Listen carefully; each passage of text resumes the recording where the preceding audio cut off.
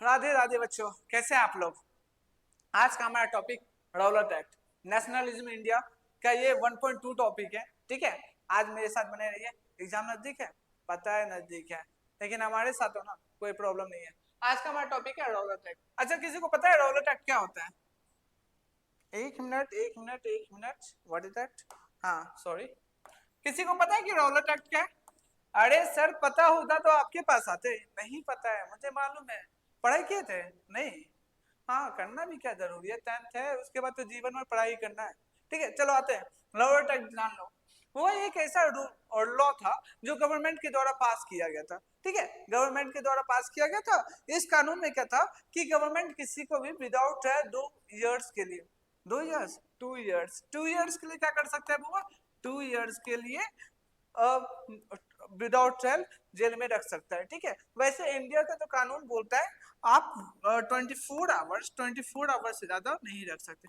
ठीक है, बट ये रूल्स क्या बोला था, ये लॉ क्या बोला था वो, कि 2 इयर्स के लिए क्या किया जा सकता है, रख लिया जाएगा विदाउट ट्रायल। ठीक है, अच्छा, इस कानून के खिलाफ में गांधी जी आए, और गांधी जी को आप जान रहे हो, हाँ वही जो चंपारण में सत्याग्रह करवाए और सफलता मिल गया। गांधी जी आए और बोले मैं एक रौलट सत्याग्रह करवाऊंगा इस रौलट एक्ट के खिलाफ, जो कि पास हुआ था 1919 में। ठीक है, गांधी जी बोले भैया ये सब आपका दादागिरी हम नहीं चलेगा। ठीक है, हम एक हड़ताल करें, और वो हड़ताल होने वाला था आपका 6 अप्रैल को। बताया गया इस हड़ताल में क्या किया गया, सब लोगों को ऑर्गेनाइज किया गया, एक रैलीज ऑर्गेनाइज किया गया। ठीक है, rallies were organised in various cities, workers went on the strike, railway workshop and shop close down. मतलब एक रैलीज किया गया जिसमें जितने भी मजदूर थे अलग अलग शहरों में सबको जमा किया गया, और इस समय क्या किया गया वो, लोगों को जमा करके एक हड़ताल का पूरा ऑर्गेनाइज किया गया। ठीक है, जब ये हड़ताल होता है 6 अप्रैल को, तो आपको बता दें गवर्नमेंट को एक सदमा सा लगा, यार ये इंडियंस जो हमेशा वायलेंस से बात करते थे, आज नॉन वायलेंस पे कैसे आ गए। ठीक है, आते क्यों नहीं? आप जाने हो ना कौन आए थे?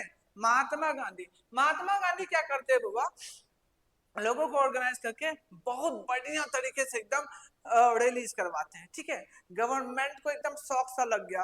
क्यों लग गया आपको बता दे बेटा, क्योंकि जो भी कम्युनिकेशन था, जो भी टेलीग्राफ था, सबको डिस्ट्रीब्यूट किया गया। ठीक है, British administration decide to clamp down on nationalist. अब ब्रिटिश को बस एक ही करना था, किसी भी तरह से इस हड़ताल को खत्म किया जाए।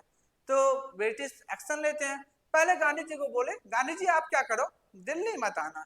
ठीक है, बाकी जो लोकल लीडर था उनको उठाया गया। ठीक है, पूरा ये षड्यंत्र रच रहा है। देखो ब्रिटिश का मेन मकसद था ना, कैसे भी नॉन वायलेंस को वायलेंस में चेंज किया जाए।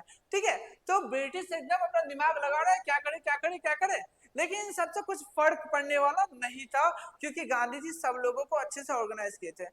लास्ट में 10 अप्रैल को क्या किया गया, लोगों को भड़काने के लिए अमृतसर में कुछ लोगों पे फायर किया गया। जब अमृतसर में कुछ लोगों पे फायर किया गया तो लोग अपने कंट्रोल खो गए, क्योंकि भैया आपकी मम्मी, आपके पापा, आपके भाई, ठीक है, आपके दोस्त, उसके ऊपर गोली चले तो फिर आपको कहाँ नॉन वायलेंस याद रहेगा? रहेगा क्या आपको?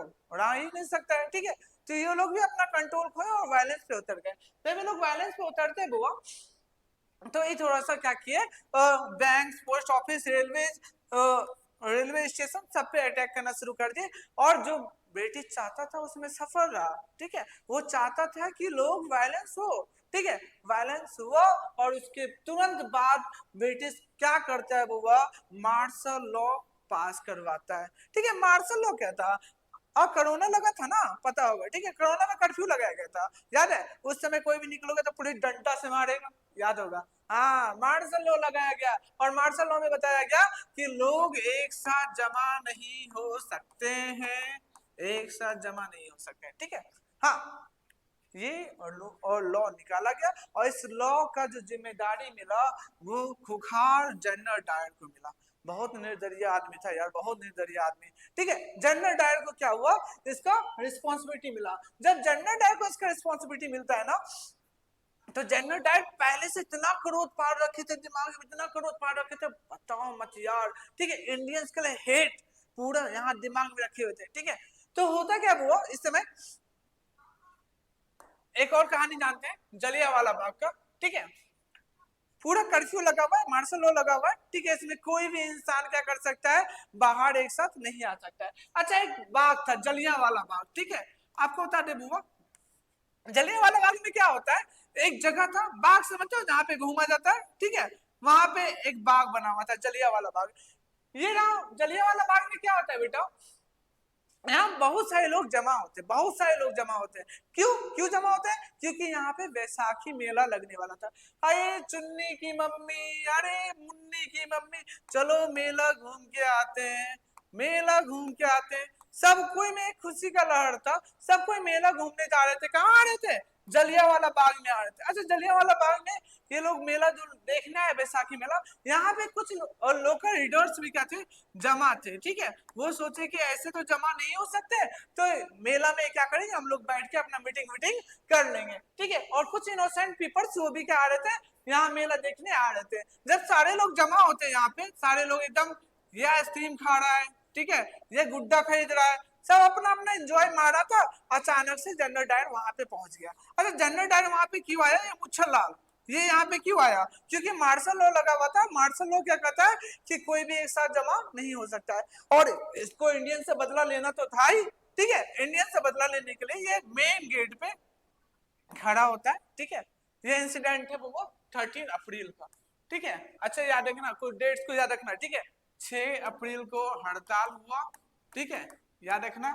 10 अप्रैल को ब्रिटेन की सरकार, आप कह सकते हैं जो गवर्नमेंट था, वो अमृतसर में गोली चलाया, ठीक है। और 13 अप्रैल को ये इंसिडेंट होने वाला है, 13 अप्रैल को होने वाला है जलियांवाला बाग।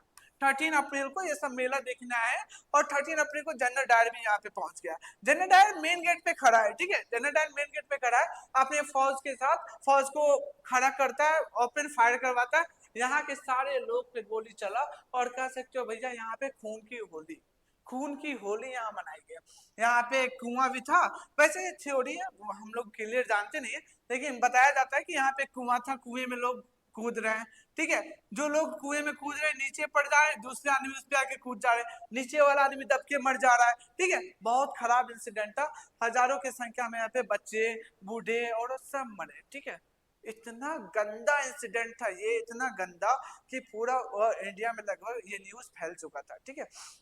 गवर्नमेंट के खिलाफ अब ना आवाज उठना शुरू हो गया था, ठीक है। लेकिन आपको बता दे बुआ, जब ये Jallianwala spread crowd to the states in many north Indian towns, पूरे नॉर्थ इंडिया में जब ये बात फैलती है, तो आपको बता दे ये लोग फिर से पागल से होने लगे, ठीक है। फिर ये लोग पूरा नॉन वायलेंस करना छोड़ के सब वायलेंस पे उतर गए। जब सब वायलेंस पे आते हैं ना, तो गांधी जी को समझ में आ गया, यार क्या करना था, क्या हो गया।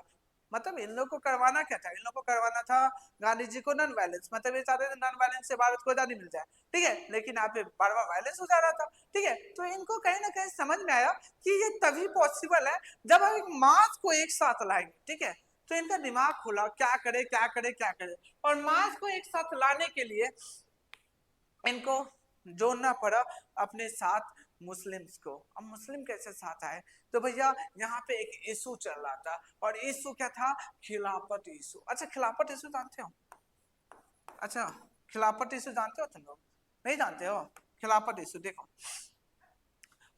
जब इस्लाम का स्थापना हुआ ना, इस्लाम का जब स्थापना हुआ, तो आपको बता दें जो मोहम्मद प्रोफेट जो इस्लाम का स्थापना किए थे, ठीक है, उनके जो वंशज आगे बढ़ते गए वो सब खलीफा कहलाते थे। क्या कहलाते थे, खलीफा, पता है खलीफा, ठीक है। तो जो भी मोहम्मद प्रोफेट के वंशज थे वो खलीफा कहते गए, ठीक है। और आपको बता दें उसी समय एक एम्पायर था जिसको हम लोग ओटोमान एम्पायर कहते हैं, ठीक है। Where is that, Ottoman empire, हाँ देखो, ओटोमान टर्की है ना, ठीक है।